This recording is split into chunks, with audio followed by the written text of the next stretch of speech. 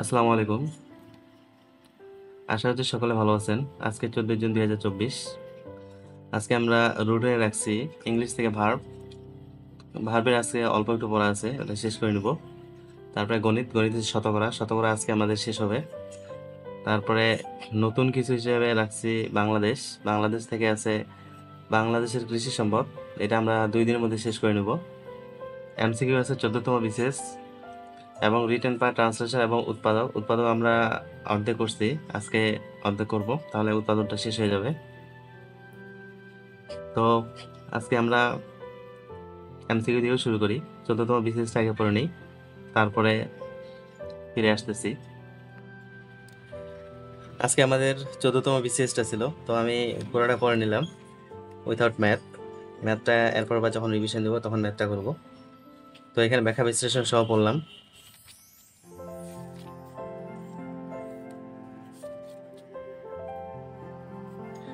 ব্যাখ্যা বিশ্লেষণ সব পড়লে একটু টাইম লাগে। তো আজকে আমাদের 14তম বিসিএসটা শেষ হলো, এরপরে এখান থেকে বিসিএস টিক দিয়ে নিই। এরপরে আমরা পড়বো ইংলিশটা, এরপরে আমরা ইংলিশ পড়বো। তো এখন আমরা একটু রেস্ট নিয়ে তারপরে ইংলিশটা শুরু করবো ইনশাল্লাহ। আমাদের আজকে পড়া ছিল ভার্ব থেকে। তো ভার্ব থেকে আমরা কনজুগেশন অফ ভার্ব এটা পড়ে নিলাম। কনজুগেশন অফ ভার্ব বলতে এখানে present form, past from, past participle form, এই ওয়ার্ডগুলোকে দেখানো হচ্ছে। ভার্বকে আমরা 3 দিনে পড়লাম। প্রথম দিনে টাইপসগুলো পড়ছিলাম, আজকে দ্বিতীয় দিনে পড়লাম আমরা জিরান পার্টিসিপল, যেটা আমাদের ভার্ব থেকে সবচেয়ে বেশি গুরুত্বপূর্ণ। এবং আজকে আমরা পড়লাম ভার্বের শেষ পার্ট, কনজুগেশন অফ ভার্ব। তো এখানে এগুলা বিশেষ প্রিলির জন্য তেমন একটা গুরুত্বপূর্ণ না, তবে অন্যান্য চাকরি পরীক্ষার জন্য গুরুত্বপূর্ণ। প্লাস ভয়েস করতে গেলে অ্যাক্টিভ ভয়েস, প্যাসিভ ভয়েস, ওইখানে আমাদের এগুলো একটু লাগবে। তাছাড়া আমাদেরকে একটু জেনে রাখা দরকার, প্রেজেন্ট ফ্রম, পাস্ট ফ্রম এবং পাস্ট পার্টিসিপল ফ্রম, এগুলো আমাদের জানতে হবে। তো এখানে যে কয়টা ছিল মোটামুটি সব কটাই শেষ করলাম অ্যাডজেক্টিভের আগ পর্যন্ত। তো ইংলিশ যে পড়াটা ছিল আজকে মোটামুটি শেষ, এখন অন্য কিছু পড়বো। আমাদের রিটেন পার্টটা আছে আগে পড়ে নিছি, এটা পরে পড়তে একটু সমস্যা হচ্ছে। পরে অনেক পড়াশোনা করার পর তখন এনার্জি থাকতেছে না, তো ভাবলাম যে আজকে তাহলে এটা আগে করে নিই। এটা করা হলো, আর যে ইংলিশ, এই দুটো একসাথে পড়ে নিলাম। এখন নেক্সট পড়বো বাংলাদেশের কৃষি সম্পদটা, এটা একটু দেখবো আগে, তারপরে পড়বো শতকরা। আজকে আমাদের ছিল বাংলাদেশ বিষয়াবলী। তো বাংলাদেশ বিষয়াবলী থেকে আমরা একটা অধ্যায় তাড়াতাড়ি শেষ করে নিব, 2 দিনের মধ্যে একটা অধ্যায় আমরা শেষ করে নিব। তো আজকে আমরা কিছুটা পড়ছি, তারপরে নেক্সট ডে আমরা পুরোটা পড়ে নিব। বাংলাদেশের কৃষিটা আমরা শেষ করে নিব 2 দিনে। তো আজকে কৃষি থেকে বললাম যে প্রথম পার্টটুকুতে এখানে সবচেয়ে বেশি যে গুরুত্বপূর্ণগুলো যেগুলো দেখলাম যে প্রশ্ন আসার মতো, তো এখানে দেখলাম যে 2022 থেকে অর্থ বছরে কৃষিখাত অবদান, এটা একটা আমাদের জানা রাখতে হবে, এখান থেকে প্রশ্ন আসতে পারে। কারণ এখন তো 2022-23 নতুন অর্থ বছর তো হয়ে গেছে, নতুন বাজেট চলে আসছে। বাজেটে দেখতে হবে যে এটা কত আছে, এটা নতুন আপডেটটা দেখে নিতে হবে। তারপরে এখানে দেখতে হবে যে খরিফ শস্য বলতে কি বোঝায়, রবি শস্য বলতে কি বোঝায়, আর রবি মৌসুমের ফসল এগুলা কখন লাগায় কখন কাটায়, তারপরে ফসলগুলো একটু দেখতে হবে। তারপরে এখানে দেখতে হবে যে কৃষি কৃষি শুমারি কয়বার অনুষ্ঠিত হয়েছে, এগুলো একটু দেখতে হবে, এগুলো মুখস্থ রাখতে হবে। 4-5টা টপিক আছে। তারপরে এইদিকে যেটা গুরুত্বপূর্ণ সেটা হচ্ছে যে আবিষ্কারগুলা, এখানে পাটের জিনতত্ত্ব কে আবিষ্কার করছে, তারপরে ইলিশের জীবন রহস্য, জুনোর আবিষ্কার, এই বিষয়গুলো একটু দেখতে হবে। এখান থেকেও মাঝে মাঝে প্রশ্ন আসে, বিসিএস এ প্রশ্ন না আসলেও অন্যান্য চাকরি পরীক্ষাতে এখান থেকে কিন্তু ভালো প্রশ্ন আসে। তারপর সবচেয়ে যেটা মোস্ট ইম্পর্টেন্ট সেটা হচ্ছে কৃষি বিষয়ক সংস্থা। 45তম বিসিএস এ সম্ভবত এখান থেকে 2টা প্রশ্ন আসছিল। তো এই বিষয়গুলো একটু মনে রাখতে হবে। তারপর প্রিভিয়াস এমসিকিউ তো অলওয়েজ যেটা বলি সেটা হচ্ছে যে প্রিভিয়াস এমসিকিউ একেবারে মুখস্থ করে রাখতে হবে, যেন প্রিভিয়াস থেকে প্রশ্ন আসলে মিস্টেক না হয়ে যায়।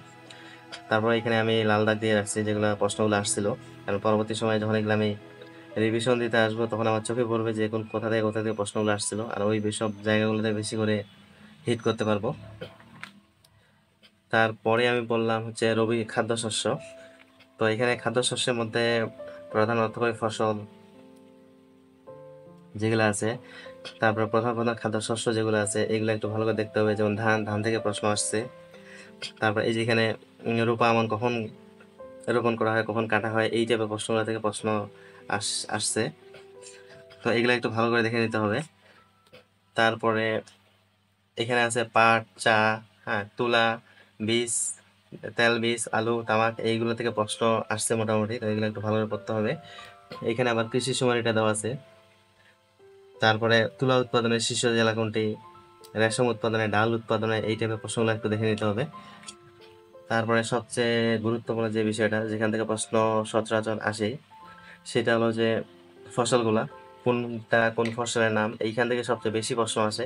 বিগত সালের প্রশ্নগুলো এখানে যতগুলো দেখলাম সবচেয়ে বেশি প্রশ্ন এইগুলোই, যে শস্যগুলোর নামগুলো কি কি, কোনটা কিসের নাম, সুমাত্রা, মেলিনা কিসের নাম, এই টাইপের প্রশ্নগুলো পড়ছে বেশি। তো এই ছকটা একটু ভালো করে মুখস্থ করে নেব, তাহলে আশা করা যায় এখানে কৃষি থেকে যখন 2 নাম্বার যদি আসে, তাহলে মোটামুটি আমাদের এই 2টা পার্ট থেকে আমরা 1 কমন পাইতে পারি, আবার 2ও কমন পাইতে পারি। তো নেক্সট যে পার্টটুকু আছে এটা এর পরে পড়বো। তো এখন অন্য কিছু পড়বো। আমাদের আজকের দিনের সর্বশেষ কাজ ছিল শতকরার বাকি যে অংশটুকু ছিল এটা শেষ করা। তো আমরা 10 থেকে আজকে শুরু করে সবটাই শেষ করে নিয়েছি। 10-এ আছে কমিশন সংক্রান্ত সমস্যা। এদিকে কিন্তু বিসিএস এ তেমন একটা প্রশ্ন আসেনি, তবে অন্যান্য চাকরি পরীক্ষা, ব্যাংক, এগুলোতে ভালো প্রশ্ন আসছে। তারপরে এখানে আছে নির্বাচন সংক্রান্ত ম্যাথগুলো একটু দেখে নিয়েছি।